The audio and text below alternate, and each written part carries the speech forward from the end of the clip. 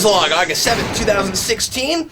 I had a pretty geeky day today, even for me. Today, I went and saw Batman 1989 in the theaters, and no, I didn't require a time machine. My theater just does a classic movie series, and I got to go see Batman 89 through that, and it was wonderful. You know, kind of predictable. Sort of saw the ending coming, but it was a lot of fun, and that's one of my favorite movies of all time, despite its myriad narrative issues that I never really was able to look at critically growing up. And now, each time I see it, I kind of glean a little bit more of its, story problems and stuff, but I still don't ultimately care, at least for enjoyment value. Although I gotta say, seeing that on the big screen, I noticed a lot of things I'd never noticed before, and some story things and some just visual things. I never got to see that on the big screen when I was a kid, and I always kind of regretted it. I was 5 when it came out, and my mom didn't really want me to see it, and my dad let me see it. My mom didn't really appreciate that very much, but it was after it came out on video, and I never got to see it in the theater. So finally, got to see it big, and I never noticed the name of the movie that Bruce and his parents seem to have seen when, right before his parents were murdered. And it's a movie called, let's see if I can remember it. It's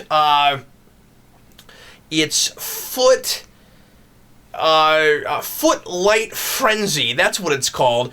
What is that? What does that mean? And why did Bruce... I guess it's not like the comics where Bruce is like, oh man, we gotta go see the Zorro movie. Footlight Frenzy. What is that? And I also never noticed, somehow or rather, until I saw it big, the Monarch Theater is right across the way. It's like in this town square. It makes Gotham look super tiny. It makes Gotham look like it's the town from Back to the Future.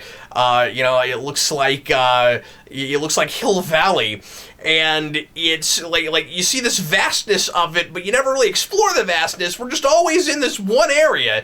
And Crime Alley is apparently behind a movie theater that is across the way from from City Hall. So I don't know. That's pretty funny. I also never noticed that the scene where Bruce and Vicky are walking down the staircase or up the staircase, and she loses a shoe, is maybe foreshadowing the scene where she loses a shoe toward the end. I bet everybody else caught that but me, and I've seen that movie like 250 times. So anyway, it was kind of enlightening seeing that at the end. It also occurred to me for the first time that Batman went to murder the Joker at the end. He says, I'll kill you. His whole plan is revenge. The only reason he doesn't end up being a murderer, besides, all those other people he kills earlier with the Batmobile, and maybe a couple other places, is because the Joker, screws up and kind of kills himself and he gets lucky, and then it's supposed to be this big triumphant happy ending. Done, ding, dong, ding, done, and we gave him the signal. And he is going to be this big hero for Gotham City. Except he's like a really mentally unstable murderer. Or wanted to be a murderer.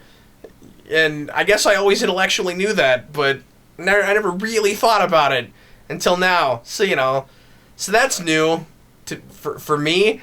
And then, same day, I went to the Weird Al Mandatory Fun Concert, the mandatory tour, and that was absolutely wonderful. And if you like Weird Al at all, you really owe it to yourself to see that if he comes close before he's finished with that tour, particularly. He opens that show, spoilers in case you don't want to know this, if you're going to get to see the show later, but he opens that show doing Tacky, and he does it from the parking lot. You get to see him on the screens as he's coming into the show from the parking lot, and that was just absolutely fantastic. I've never seen that. He's such a showman. I thought that when I saw him back in 2004. I haven't seen him in a long time, 12 years, and it was a better show than it was then. He's put out some really good music since then, so it's really funny songs, so it was great to get to see him, obviously play a lot of that stuff from Tacky, but even, a couple of things that I've liked in albums, since Poodle Hat, which I guess was probably I think was the last thing that came out before I saw him, the last time I saw him. But that's always a multimedia show. He has screens. He shows a lot of things on screen for videos that have music videos, and sometimes it's stuff from the videos. But what's cool is he doesn't just show the music video while he's doing the song. Sometimes he takes footage.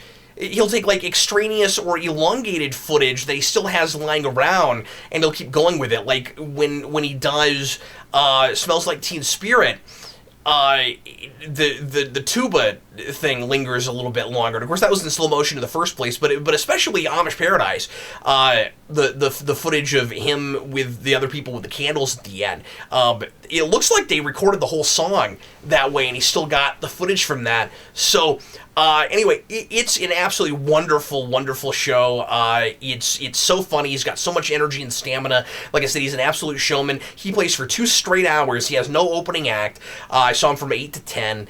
And he closed this one. He does one curtain call, and he closed so you know he's, and it's funny because he has this whole speech where he's like okay, I'm finished, and then he's like, you guys want me to keep playing? You want to hear some more? And he's like, yeah, we want some more. And, you know, the audience, and then he's like, I just got through explaining to you that that's not going to happen. And then he comes back out and he does his 2 Star Wars songs back to back, which he did, I think, the last time I saw him also. Sometimes he ends with that, sometimes he ends with Fat. He did Fat pretty early this time, and I don't know how he gets in and out of that fat suit so fast. That's amazing. And his costume changes in general. And but anyway, so he does Star Wars songs, and then he ends with Yoda, and he has a chant that he does in the middle of the closing chorus of Yoda, which I knew about and memorized when I was in high school.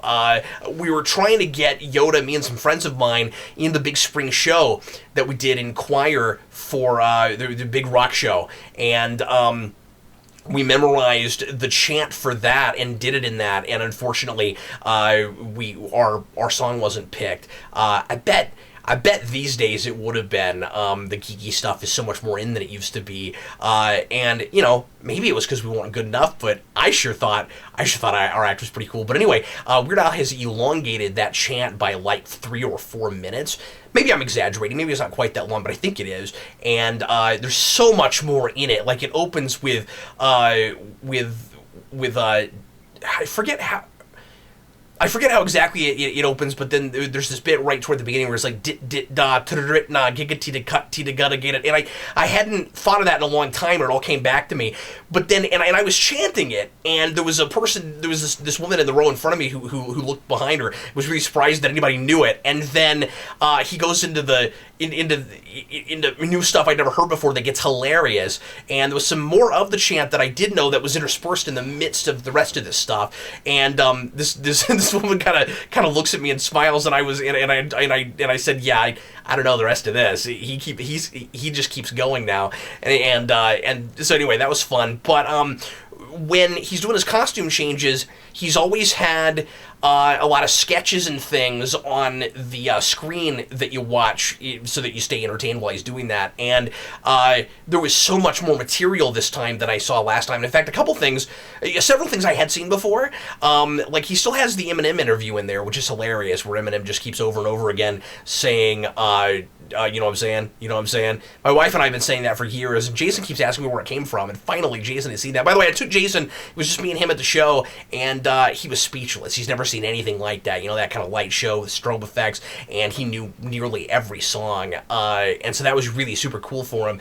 But it was one of the other things, so I was going to say, there's a lot of new material with footage, and a lot of it is because of just how many references to Weird Al there are in pop culture, and he grabbed a whole bunch of them up, and there were things that I didn't know about from Family Guy and some Cartoon Network shows, and just a lot of things that I didn't know about. I knew that he had a Transformer, but I didn't know that he was ever in My Little Pony. So anyway, so that whole thing was really fun. But I think one of my favorite parts of the concert was just looking around and seeing people that clearly somebody else had dragged to the show that weren't familiar with Weird Al at all, that were enjoying it as a comedy show before a rock show.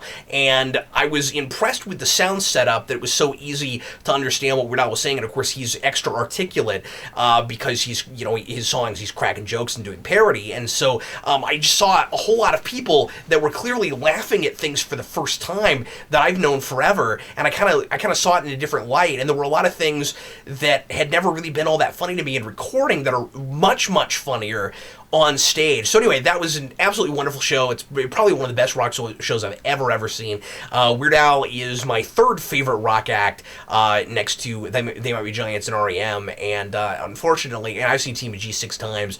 Unfortunately, I never got to see R.E.M. before they shut out. I don't want to say broke up, because it wasn't like they just kind of retired. But anyway, so that was my super geeky day, and I just wanted to tell you about it a little bit. Thanks a lot for watching. Sure appreciate it. Lots more stuff coming your way here on Geekvolution. If you're wondering about the much belated Days of Future Past, X-Men Days of Future Past Superhero Rewind, I am continuing to edit it. It's just a really long one, so I will have that up ASAP. The reason I wasn't able to be at the Suicide Squad spoiler cast was because I was at the Weird Al concert, and my panel didn't have another time to do it, so I let them go ahead and do it without me. But I'm gonna post a video of a podcast I did the other day with Aaron Dicer, so that you can hear a few of my spoiler thoughts, although that's just from a first viewing. I'm not gonna have a chance to talk about it from a second viewing until I eventually get to rewind or commentary, but I'll go ahead and post that for you. So that's maybe one too many Suicide Squad videos right away, but at least, in case you're interested in hearing me yap about it a little bit longer, there it is. And anyway, thanks very much for watching. Sure appreciate it. And this concludes today's Captain's Log.